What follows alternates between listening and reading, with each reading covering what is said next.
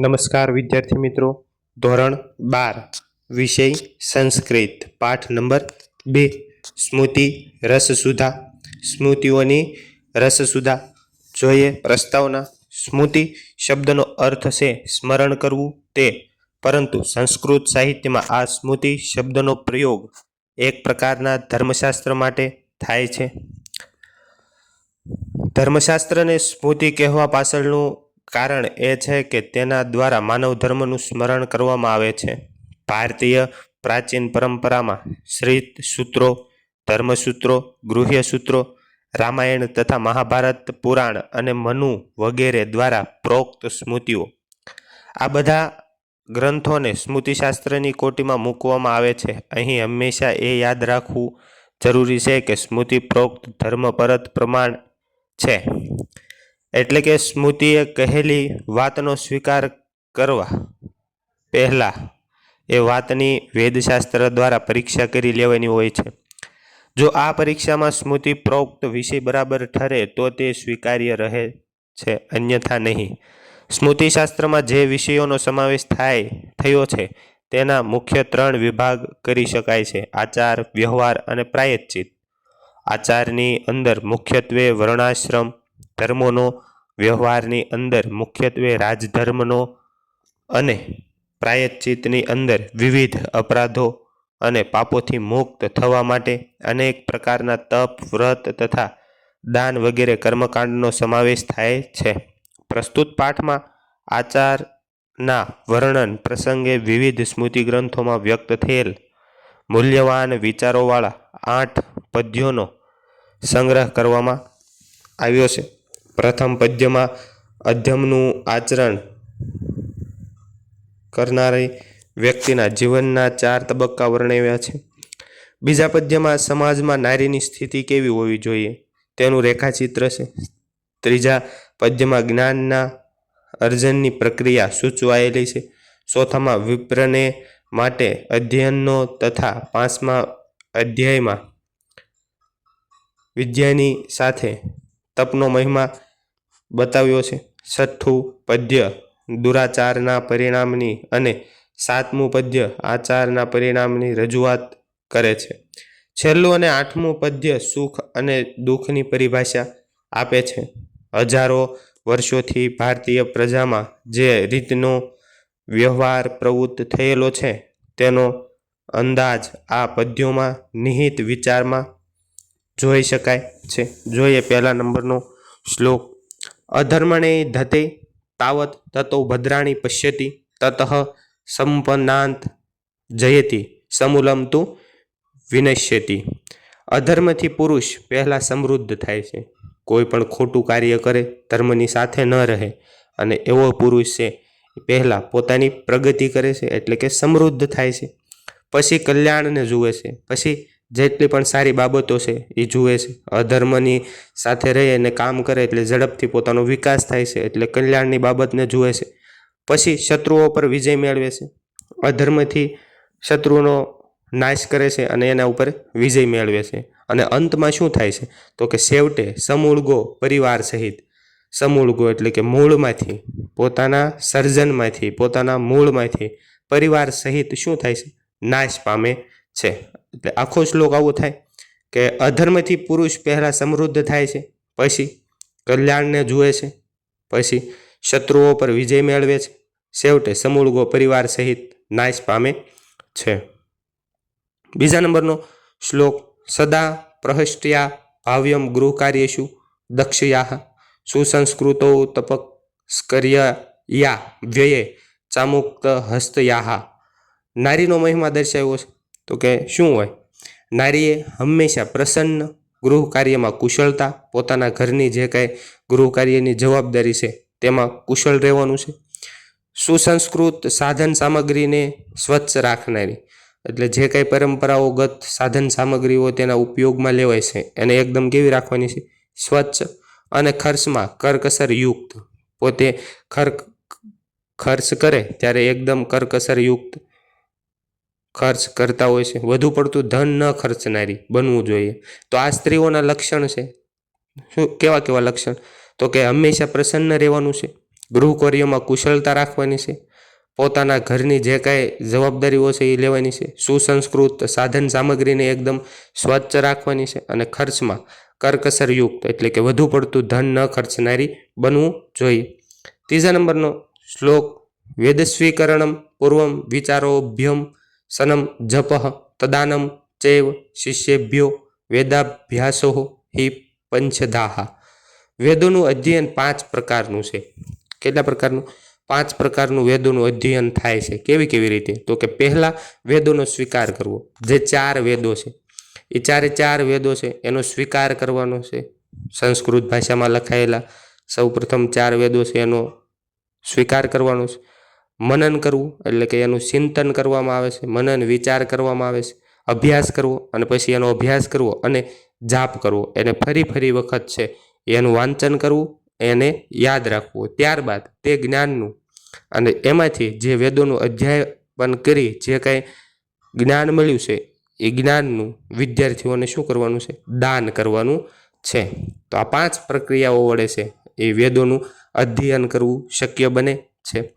જોઈએ ચોથા નંબરનો શ્લોક યથા કાષ્ટમયો હસ્તિ યસ્ય ચર્મમયો મૃગ યચ્ચ વિપ્રોગ્નિ ધ્યાન ત્રયસ્તે નામ ધારકાહ.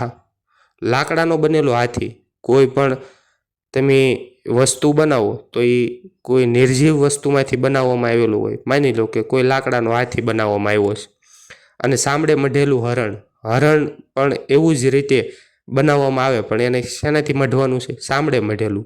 અને જે વેદાંગ ન ભણેલો વિદ્વાન હોય એટલે કે જે માણસ વિદ્વાન થઈ ગયો છે, જે લાકડામાંથી બનાવેલો હાથી છે અને સાંભળે મઢેલું હરણ છે, તે ત્રણેય માત્ર શું કરે છે? નામ ધારણ કરનારા છે. માત્ર કહેવાના છે કે હાથી છે, મૃગ છે અથવા તો વિદ્વાન છે, પણ પોતાનામાં કોઈ જાતનું જ્ઞાન હોતું નથી. એટલે આ માત્ર છે એ કહેવાના હોય છે, માત્ર નામ ધારણ કરેલા હોય છે. 5મા નંબરનું જોઈએ યથાન્નમ મધુ સંયુક્તમ મધુ વાન્નેય સંયુક્તમ એવમ તપસ્ય વિદ્યા ચ સંયુક્તમ ભેષજનમ મહત. જેમ મધથી યુક્ત અન્ન કે અન્નથી યુક્ત મધ હોય છે, સરસ મજાનું સ્વાદે સારું એવું હોય, બરોબર, અન્ન અને મધની વાત કરવામાં આવી છે. એમ વિદ્યા છે એના વડે જોડાયેલું જે તપ છે એ મહાન ઔષધ છે. તમે જેટલી પણ વિદ્યાઓ છે એ પ્રાપ્ત કરો તો એ કેવી છે?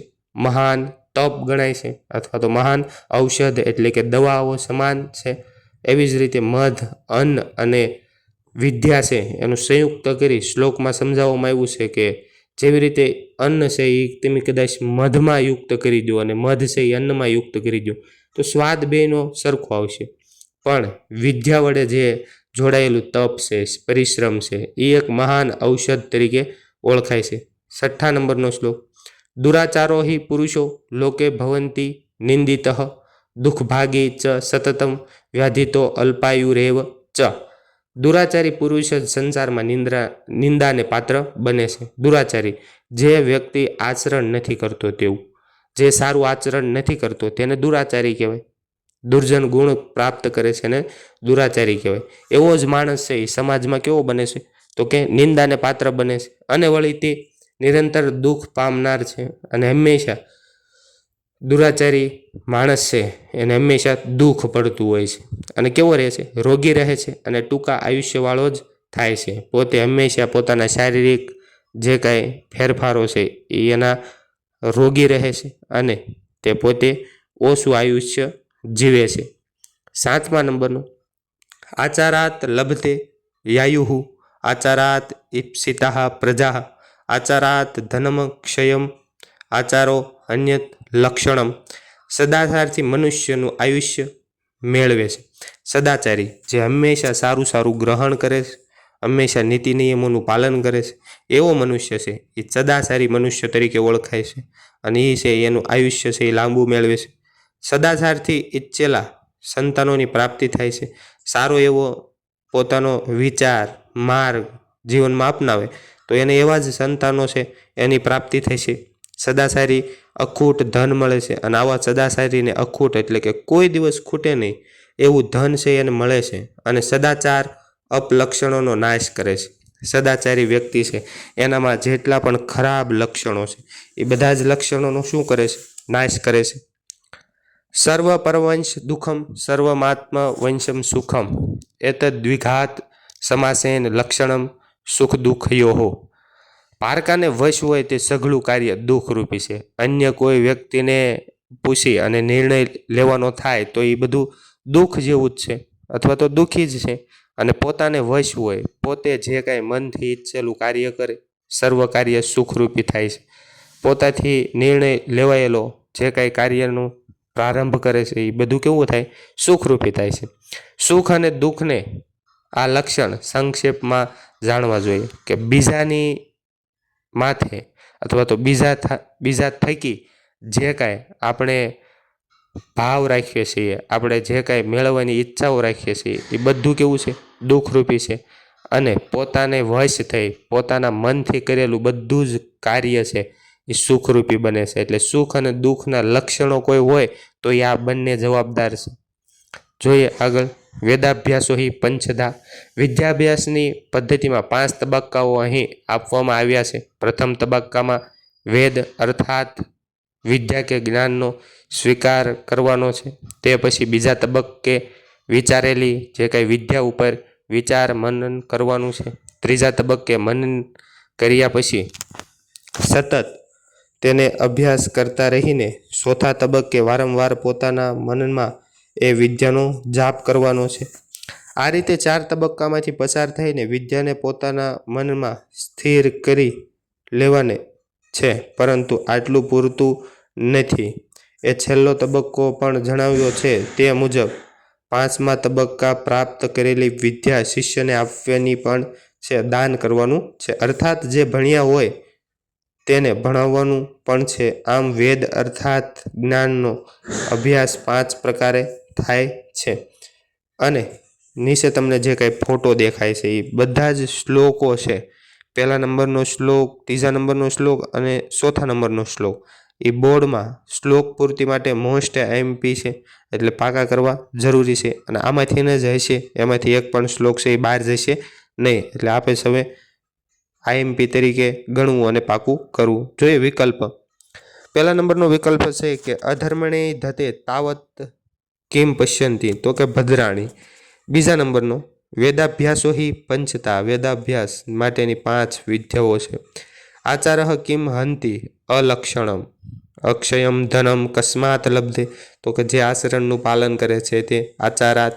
સર્વમ આત્મવશ્યઃ, તો કે સુખમ પોતાને જાતને વશ થઈ અને જે કાર્ય કરે તે સુખને પ્રાપ્ત કરે છે. તો વિદ્યાર્થી મિત્રો, આ તો પાઠ નંબર 2, પદ્ય નંબર 2. આપણને વિડીયો ગમ્યો હોય તો આગળ શેર, સબસ્ક્રાઈબ અને લાઇક કરવાનું ભૂલતા નહીં. મળીએ આગળના વિડીયોમાં. આભાર. Thank you. ધન્યવાદ.